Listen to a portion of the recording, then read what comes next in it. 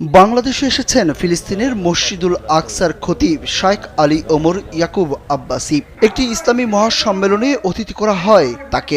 মসজিদুল আকসার খতিবের আগমনে এলাকায় শোরগোল পড়ে যায়। হাজার হাজার মানুষ উপস্থিত হন মহাসম্মেলনে।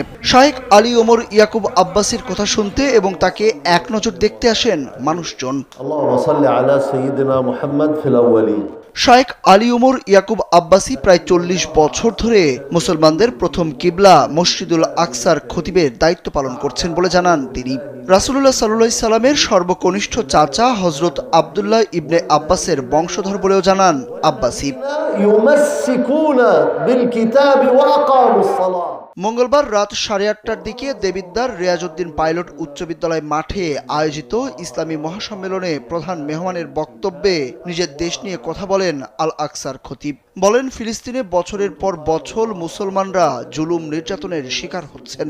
মুসলমানদের পাখির মতো গুলি করে মারা হচ্ছে। তিনি তার দেশের জন্য সকলের কাছে দোয়া চান।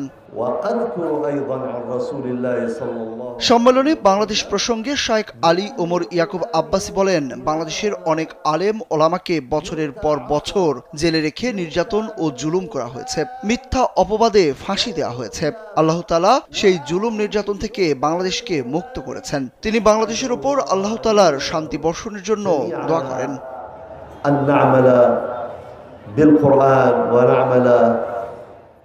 বক্তব্যের শুরুতেই আল আকসার এই খতিব মহান আল্লাহর প্রশংসা করে বলেন, আল্লাহ তাআলা এই পৃথিবীতে যা কিছু সৃষ্টি করেছেন সবই মানুষের কল্যাণের জন্য। আমি সাক্ষ্য দিচ্ছি, আল্লাহ ছাড়া কোনো ইলাহা নেই, পালনকর্তা নেই। এর আগে ১৭৫ জন হাফেজকে পাগড়ি প্রদান ও ৪ জন আন্তর্জাতিক কারীকে কেস্ট, পাগড়ি ও সম্মাননা দেওয়া হয়।